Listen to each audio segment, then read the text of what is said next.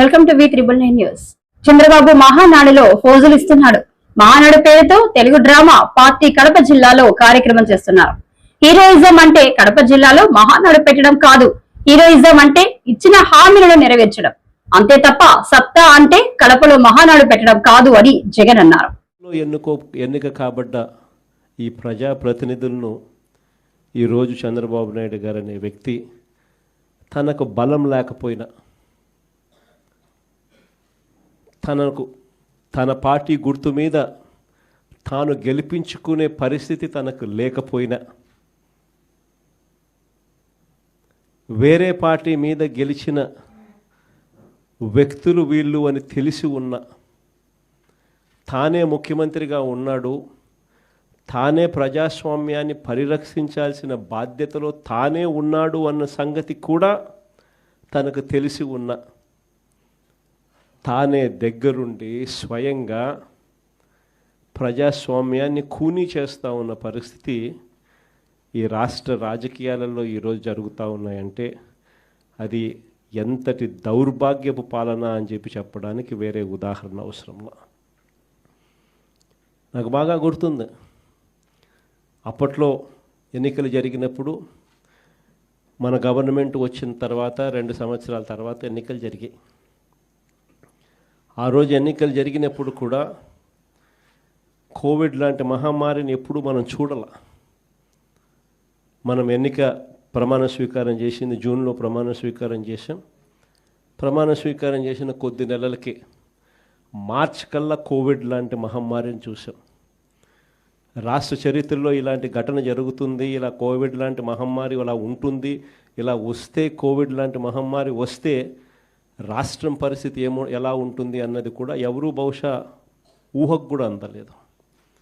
రాష్ట్ర ఆదాయాలు తగ్గాయి, రాష్ట్రం అనుకోని ఖర్చులు పెరిగాయి. ఏ రోజు కూడా ప్రభుత్వానికున్న ఇబ్బందులు చూపించి, సాకులుగా చూపించి ప్రజలకు చేయాల్సిన మేలు జరగకుండా పక్కన పెట్టిన పరిస్థితులు ఏ రోజు వైఎస్ఆర్సీపీ ప్రభుత్వంలో ఎప్పుడు జరగల.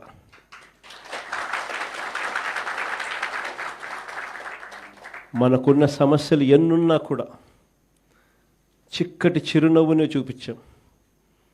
చూపించి ఎన్నికల వేళ ఏదైతే మాట చెప్పామో ఆ చెప్పిన ప్రతి హామీని, ఆ మేనిఫెస్టోలో చెప్పిన ప్రతి హామీని సీఎంఓలో నా దగ్గర నుంచి మొదలెడితే ఆ పాంఫ్లెట్ కాగితం కలెక్టర్ల కార్యాలయాల దగ్గర నుంచి, సచివాలయాలు సెక్రటేరియట్లో ఉన్న హెచ్ఓడి కార్యాలయాల దగ్గర నుంచి, సెక్రటరీలుగా పనిచేస్తూ ఉన్న అధికారుల దగ్గర వరకు కూడా ప్రతి కార్యాలయంలోనూ కూడా ఈ మేనిఫెస్టో అన్నది ప్రతి కార్యాలయంలోనూ కూడా డిస్ప్లే పెట్టి ప్రతిరోజు దాన్ని నా దగ్గర నుంచి, మంత్రుల దగ్గర నుంచి, సెక్రటరీల దగ్గర నుంచి, కలెక్టర్ల దగ్గర నుంచి, హెచ్ఓడీల దగ్గర నుంచి ప్రతి ఒక్కరూ దాన్ని చూసేట్టుగా చేసి ప్రతిరోజు దాని గురించి ఆలోచన చేసి ఏకంగా ఎన్నికల్లో మేనిఫెస్టోలో చెప్పిన హామీలన్నీ 99% అమలు చేసిన పాలన ఏదైనా జరిగింది అని అంటే అది వైఎస్ఆర్సీపీ పాలన అని చెప్పడానికి గర్వపడతాను.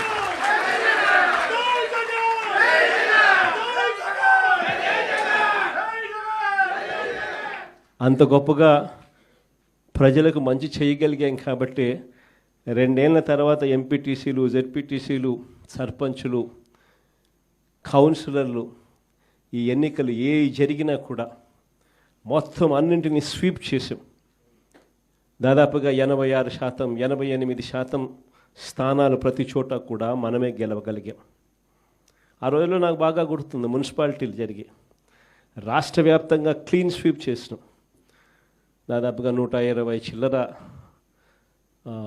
ఎలక్షన్స్ క్లీన్ స్వీప్ అయిపోయిన తర్వాత కూడా కేవలం 2 చోట్ల మాత్రం, తాడిపత్రిలో అయితే నాకు బాగా నెంబర్లు కూడా గుర్తున్నాయి, వాళ్ళకు 18, మనకు 16, కేవలం వాళ్ళకు తేడా 2.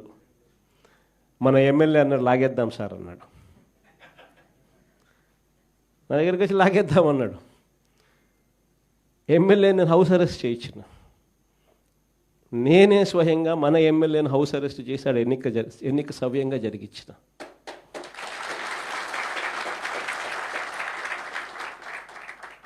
వైఎస్ఆర్సీపీ హయాంలో అంతగా ప్రజాస్వామ్యానికి కట్టుబడి ప్రజాస్వామ్యానికి పరిరక్షకులుగా ఉన్న ముఖ్యమంత్రి స్థానంలో ఉన్న వ్యక్తి పాలన ఎలా చేయాలి అని చెప్పి చూపించాడు ఆ రోజు మున్సిపల్ ఎన్నికలు.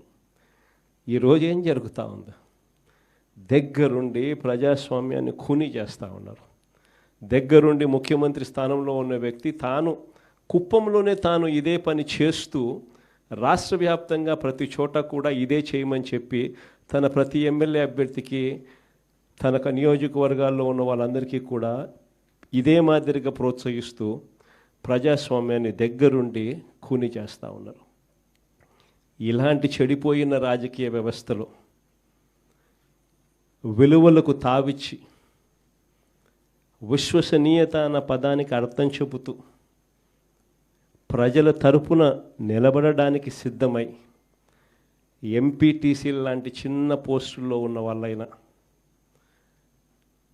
కౌన్సిలర్ల వంటి చిన్న పోస్టుల్లో ఉన్న వాళ్ళైనా, జెడ్పీటీసీల వంటి చిన్న పోస్టుల్లో ఉన్న వాళ్ళైనా ఏకంగా చంద్రబాబు నాయుడు గారి ముఖ్యమంత్రి స్థానంలో ఉన్న వ్యక్తికి కూడా, అయ్యా చంద్రబాబు, రాజకీయాలు నీ మాదిరిగా కాదు చేయాల్సింది, మమ్మల్ని చూసి నేర్చుకో అని చెప్పి చంద్రబాబు నాయుడికి గుణపాఠం చెప్పే పరిస్థితిలో రాజకీయాలు చేసిన మీకు హ్యాట్స్ ఆఫ్ చెప్తూ సెల్యూట్ చేస్తా ఉన్నా. ఎందుకనంటే రాజకీయాలలో